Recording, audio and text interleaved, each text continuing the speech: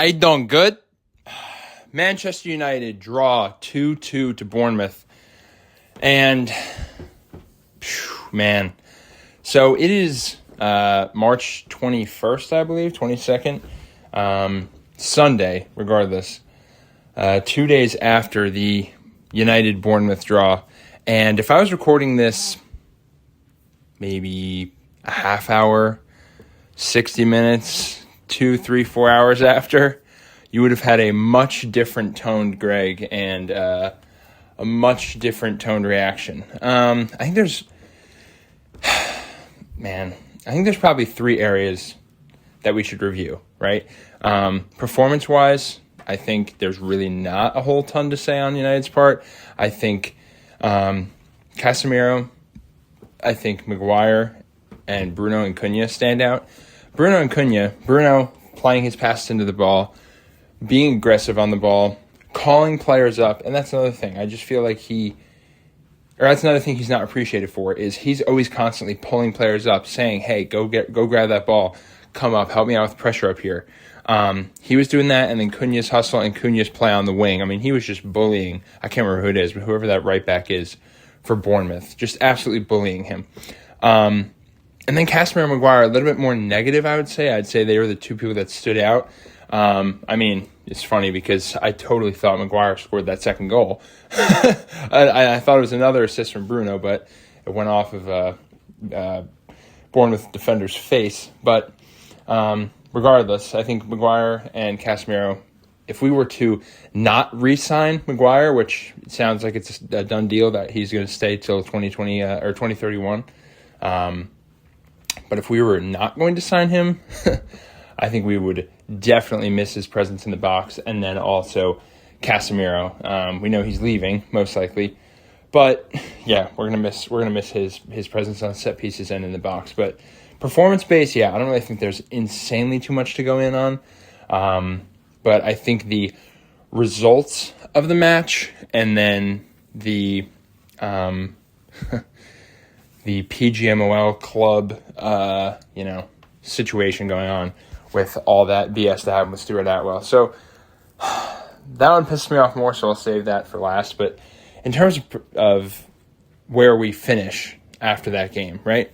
So like I was saying, when I look at my mood after that match, I'm thinking, that's it. We've lost the lot. We've lost the plot. We're done for. Our look at second place is gone. Our look at top four may be gone. We better get comfortable with Europa League. All this stuff. Just totally upset in my head. I'm like, whatever, this is it. But in reality, now it's Sunday. Chelsea and Liverpool have both played. Liverpool getting beat by our boy over at Brighton, Danny Welbeck, along with Chelsea getting battered by Everton. And now that I look at this, I go, I'm pretty sure Villa has to play today against West Ham. I mean, sheesh. I mean, we could still stay in the exact same amount of points that we were come the weekend. But we're just up a point because of the draw. But yeah, so right now, I'm a lot more positive. I'm feeling a lot better after our rivals matches had to go over. But I feel like now the United community is doing the same thing where we're flopping back to, Liverpool and Chelsea lost, so we're top 3, top 4 is secured. We're good. But honestly, when I look at our schedule, Brighton away is always hard. That's what we have to end on. And that may be a must-win by that time of the year. That may be a must-win game for us to get top 4 or to get top 5, whatever it is for the coefficient. And then we also have to play Chelsea away in 2 weeks, or not in 2 weeks, but in 2 match weeks. And we have to play Liverpool again. And Liverpool is at home this go-round, and they've kind of picked up a lot of injuries. They're not playing well, but it's still Liverpool. Let's be real. And it's still Chelsea. And then, that Brighton match away, they're in that same category with the Bournemouth away, where you really never know what you're going to get.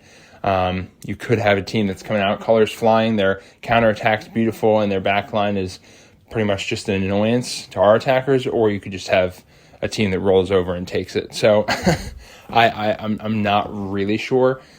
But yeah, I'm thinking if we can hold our points now, even if we survive the Chelsea and Liverpool games, both with a draw, I'm pretty sure we would still secure European place. And for me personally, I want third. Of course I want third. Looking at how far we've come, the matches we've put in, and the work we've put in, including the likes of Arsenal match, the City match, whatever. I understand that. I want third. And I think that's the place that we should hold now. And if we do, I think it's a no-brainer for Carrick's job, right? The other side of the coin is, last year we finished 15th. The league itself is 20 teams. So if you jumped half of the league from the prior year and went from 15th to 5th, that's pretty damn impressive, right? So I would also take 5th. And at the end of the day, I mean, I don't personally think that there's any loomings of anything. I mean, it's not like a gigantic cash difference in terms of finishing second, third, fourth, or 5th. So if we're saying that the coefficient for Champions League includes 5th place, 5th or 3rd, I really don't care. I just want to be in the Champions League. That is it. I don't want to drop down into Europa. I do not want to drop down into Conference League. I would rather 100% take no Conference League and we drop to whatever that would be. If it was 1st through 5th Champions League, 6th Europa, 7th Conference League, I would rather drop down to 8th, no Conference League, instead save ourselves the match, because I have zero desire to win the Conference League. I really do. I think that's I think it's a stupid competition that they've added to just, I don't know. I sound like Unk, but I have no desire to win the Conference League, essentially is what I'm saying. But regardless, I want to stay in those Champions League places. That is definitely the goal. And I think that's the goal for Carrick at the bare minimum. I think he wants to keep a strong hold on third. And looking ahead at the matches, there's no one really that scares me incredibly well. I think Chelsea United is going to be an amazing matchup, especially at Stamford Bridge. I think that it levels the playing field a little bit. But, I mean, they just got battered by Everton. You know what I mean? We were able to see Everton off, but I don't. And I also don't see the fear in my eyes, or I don't have the fear in my eyes that I did for playing Liverpool at Anfield versus Liverpool at home, and also Liverpool in the state that they're in right now. The only one that really scares me very much is that Brighton away on the last match week of the year, or of the season, and I think that's going to be a crucial one. Hopefully it's one that only determines, 3rd place or 4th place, and it's not a Champions League or Europa League match, something like that. But yeah, I think we just need to see out these matches. And I think if we're drawing, if we're in a place where we're going to either lose or draw, or if we're tied 90th minute, I think you bring the extra man up. You bring the extra attacker on. You go for the win, because salvaging those 2 extra points to push for a 3-point win versus holding on for 1-1 and then having the potential of losing that 1 point, I think you push for I'd rather gamble on 3 points than gamble on none, But regardless, all that's to say, we can take a breath, and United fans as a whole can calm down. We are still having a nice strong hold on third. We're 6 or 5 or 6 clear of Liverpool, maybe 7 actually, because they lost. They gained no points. I believe it's still 5 clear of Chelsea, and we're 4 clear of Villa. So even if Villa win today, right, they'll gain that extra match that they had to play because they have one in hand, and we're still up by 1 point. And we just beat them, and we have better goal difference than those 3 teams. So, and I'm pretty sure that Ekitike just picked up a knock in their game against Brighton. So I feel optimistic, and I'm feeling very positive that we're going to be able to get the results that we need and want as fans. But I just think that, we're going to have to buckle in and take each match very seriously. But yeah, after this Bournemouth match, just wrapping it up in terms of the places, it very much soften the blow because of the Liverpool and Chelsea results. So yeah, now is to talk about the actual contents of the match. And see, now this is something that I'm not over. It's 48 hours after, and I am not over this. This is absolutely debauchery, blasphemy, ridiculous, ludicrous mess in terms of the refereeing job by Stuart Atwell. And personally, checking, the social sites, looking at articles for the last 48 hours has let me calm down, feel a little bit more comfortable, and feel justified as a United fan in that all these other fan channels, all these other outlets, all these, these normally club-adjacent outlets, they're all saying, yeah, Stuart Atwell, that was terrible. We sided with United.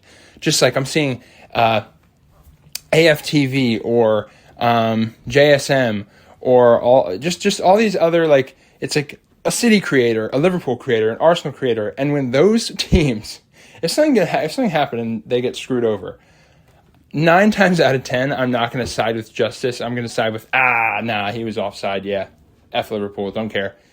But when you have those creators coming out and saying this is a refereeing debauchery and this is a scam job, and they're sticking up for a potential result that would be put United into a 2-0 result and probably win the match. I mean, they're fighting for a United win at the end of the day, and that's only because they know how messed up and how jaded that ref was. So personally, here's how I see it. To break it down, there was Cunha driving in on the left of the 18, gets his shirt pulled, which drags him to the ground. He falls down, penalty. I don't think in any world, I think there was a defender directly in front of him. The CB was right near the 6.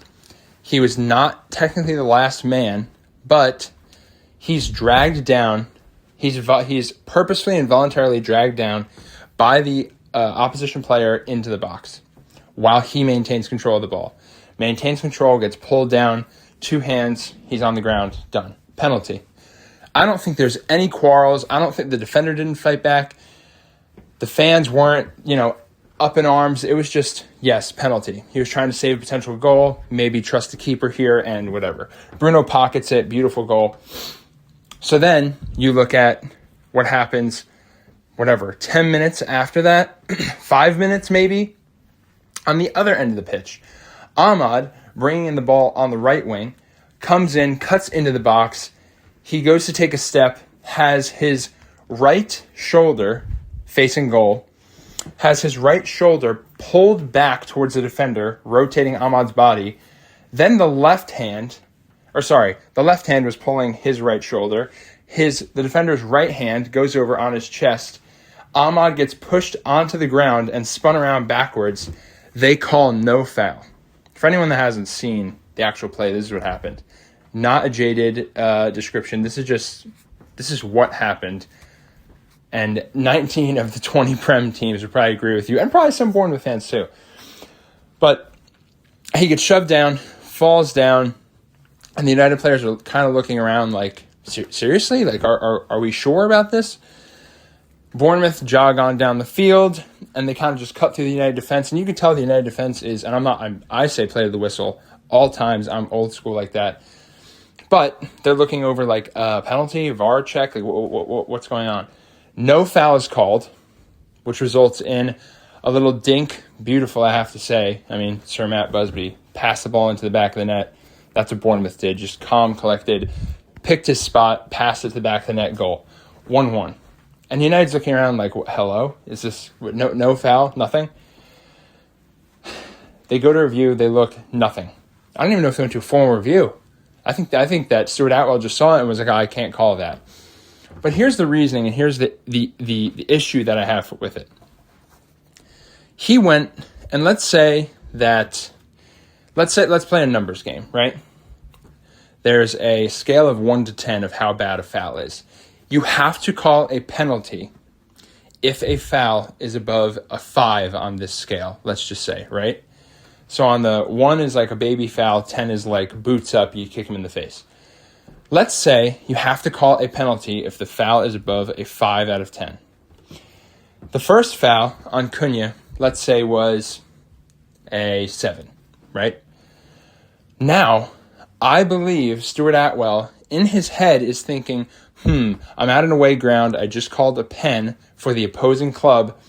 Now, if I am ever faced with another big decision that is either a red card, that is either a penalty, and any just large decision that has a big sway in the game, that foul, if it's a foul to match the penalty that just happened, that has to be higher than a 7 on that scale, if that makes sense. Meaning, if I get fouled in the box down on one end, and then 10 minutes later it happens to my other winger in the same box, that foul has to be worse than the other one. Rather than all plays being objective on the same playing field, I think that he is saying, "Oh crap! Now, like if another PK is gonna happen, like if I'm gonna give up another pen, it has to be really extra bad foul, not just as bad as the first one was."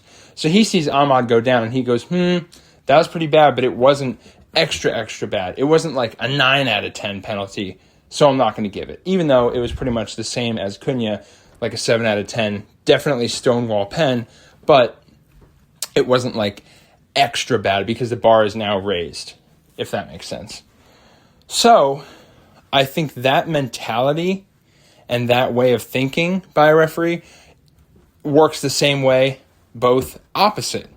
So now, if Bournemouth are to have a man in the box get pushed down, I think he's thinking, well, I just gave United a free kick in the box. So, I mean, and I called them on a 7 out of 10 penalty. So now, I mean, if Maguire or someone in the box on United's team fouls Bournemouth, then, I mean, if it's a 3 or if it's a 4 out of 10, like, I got to call that. I got to make it an even playing field. And that is just so ridiculous. But I think that's the mentality. If this is making sense, it's like, if I give a foul to Manchester United, and 10 minutes later, the exact same foul happens, I don't think they're calling that second foul. I think it needs to be worse than the first one was. But the same is opposite for the opposing team. If the exact same penalty that happened to the opposing team, or was inflicted on the opposing team, I think he'd probably go for a red card, and look what he did. Maguire was the last man, yes, I'm not going to deny that. I understand that rule. But if you look at the side angle, Maguire doesn't have two hands on the man and shove him down. Jimenez, 110%, I think it was Jimenez or Rodriguez, 110% goes to ground so easily. He was not thinking, I'm going to fight for this ball and get a shot off. He was thinking, I'm going to sell the penalty. Of course, I think that everyone would agree with that. And I think right now, you look at that and you say, okay, Maguire just fouled. I just had two potential pens, but I gave one to United, so I have to. If he goes down in the box by a United player, 100% I have to call this guaranteed, or they're going to be up in arms. Even if it's not a pen and I review for VAR, I have to call this. And that's exactly what happened. He calls it. It's a foul. But then this guy has the balls to call a red card on Maguire for last man in the box, or last man on goal, and he gets him sent off. So now, this is where I look at this and I say, okay, what's actually correct? I personally think none of which are red cards. I don't think Maguire should have gotten a red card. I don't think either of the Bournemouth defenders should have gotten a red card. They did not. Maguire did, but I don't think they should have. And I do think foul on Cunha, foul. Foul on Ahmad, foul. Foul on, I keep forgetting his name, but foul on number 9 for Bournemouth. Jimenez or Rodriguez, whatever it is. Foul on striker for Bournemouth. 100% a foul. And I think all three of those are fouls, and you have to be objective on each of those fouls alone. But he wasn't doing that. He was so obviously jaded, and it's just very nice to feel liberated and justified in that all these other fan clubs, or all these other fan channels, all these other outlets for clubs are all in agreement saying United got robbed. So it was a bit of a mess. And now looking at it, I mean, the opinion has not changed, and I saw United took action against Stuart Atwell. Is anything going to come of it? No. They get away with robbery every week. I mean, even the fact in the Liverpool game yesterday, I'll admit it. I mean, looking at the replay, I think he was on because I think If anything, his hand was off, and his hand's not a playable body part, so what does it matter? But Danny Welbeck's goal, I mean, they checked with VAR, but like it was pretty quick check. I would have been screaming it up in arms if it was United. I feel like they didn't give that like kind of the, time of day as much as they should have. But hey, end of the day, United draw, but our rivals fell, and it's not like we're the only crazy people shouting at the sky saying that shouldn't have been a pen, that shouldn't have been a red, this, that. We're all in good standing, and it seems like everyone agrees with our decision, and our rivals fell. So our place in the table doesn't swing very much at all. And then Villa play today. So if they win, worst case, we're still up by a point. And our goal differential is like 10 goals or something more than them. So yeah, that's the look at the game. If you had heard me 3-4 hours after the match, this would have been about 45 minutes long and using every word in the thesaurus you'd find for bastard. But yeah, I feel pretty confident about this right now. We have a nice 3-week break, and we're going to be giving you guys, I want to get into some UCL coverage, and I want to get into some World Cup talk, because the final is in our home state, down at the Jersey Shore, which is hilarious. But yeah, it's in New Jersey, and we want to start talking about that. We want to start getting excited. Ronaldo's last World Cup, Messi's last World Cup. England have a decent shot. Germany, Spain. It's Brazil with the Don Carlos Ancelotti. I mean, there's a lot of exciting stuff to talk about. So we'll talk about that. We'll talk about UCL action. Today's the League Cup final, so we'll talk about that shambles at some point. But yeah, so thanks for tuning in, guys. Catch you in the next one.